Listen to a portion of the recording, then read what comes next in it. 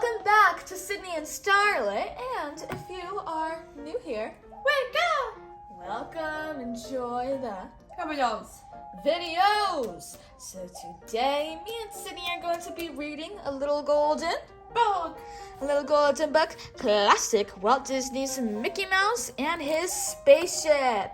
So let's get started. Listen to this, said Mickey Mouse as he read from the evening paper.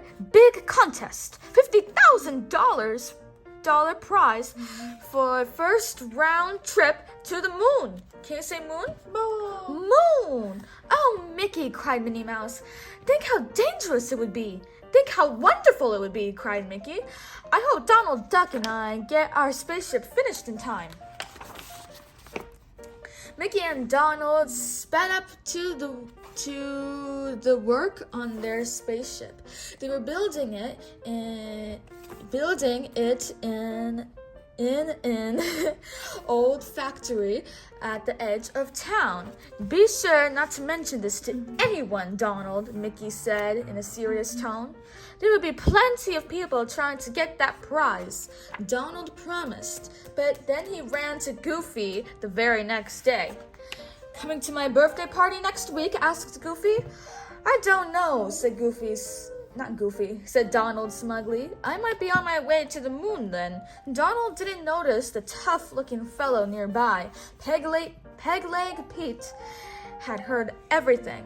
He slyly followed Donald to the factory and saw the spaceship Donald and Mickey were working on. Mickey and Donald worked hard day and night, checking their instruments and launching gear, and finally laying in supplies. At last, everything was in order. Tomorrow is the big day, said Mickey. We'll need a good night's sleep. So they locked the doors and went home. As soon as they were out of sight, Peg-leg Pete went to work. In a moment, he had broken the lock and opened the doors. After another few moments, he was pushing the precious spaceship out into the night, where a big truck waited.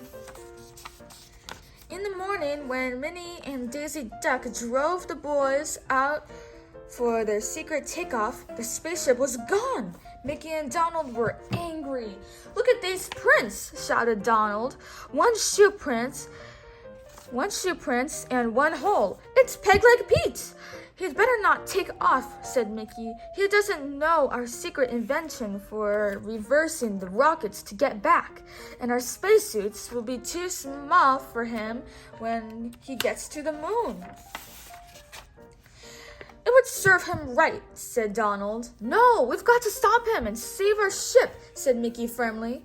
So away they sped in the car, following the path of the truck up the twisty mountain road. When they came to a stop on the hidden flying field, the spaceship was standing posed for flight. Peg-leg Pete was nowhere to be seen. Let's get in and start it up, cried Donald. He and Mickey quickly climbed aboard. Get out of here before Peg-leg comes back, Donald shouted to Daisy and Minnie as they bolted the doors behind them. Minnie and Daisy drove to a nearby field. There they watched as the spaceship roared into the sky, spitting dust in a swirling cloud. Still no sign of Peg-leg, Minnie said. You don't suppose, cried Daisy, that he could be aboard the ship? That's just where he was. After Mickey and Donald had bolted the doors, Mickey sat down at the controls and twirled a dial to take off. Then Donald pulled back on the rocket release.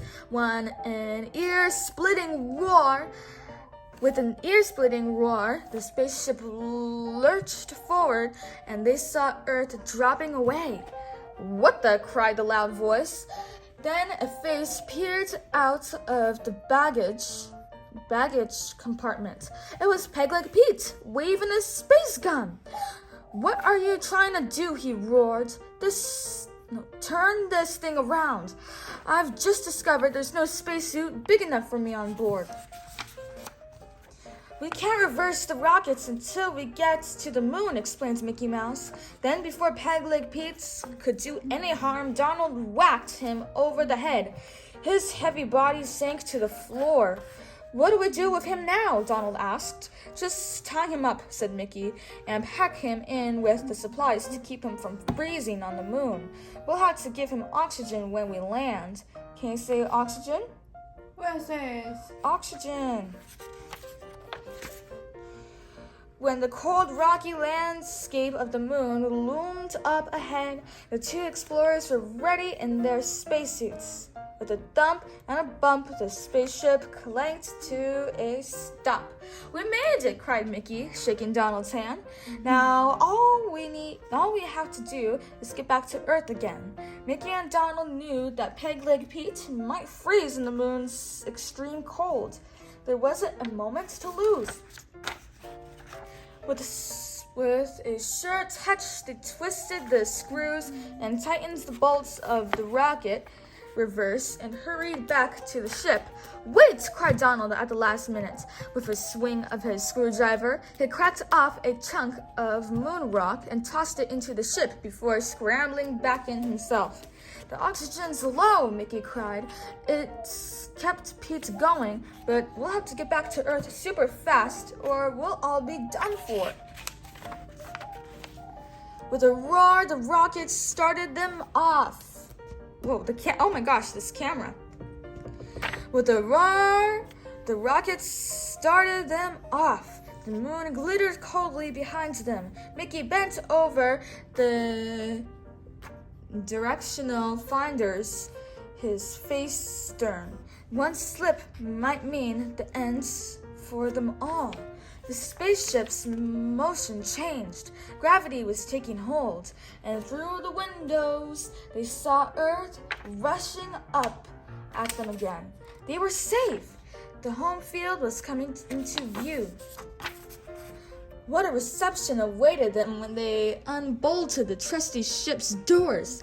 What a cry went up as the heroes appeared, supporting Peg Leg Pete's wobbly form. How did it feel to be on the moon? A TV announcer asked. Fine, said Mickey, grinning broadly. But it's better to be back home. It is. The end. So that is it for today, everyone. I really hope you all enjoyed it, and we'll see you all next time. Bye.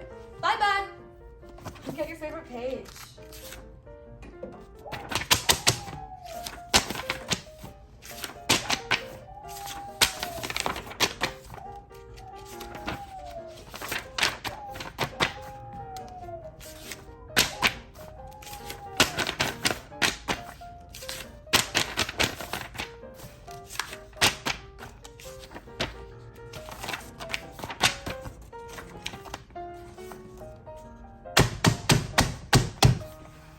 Yes.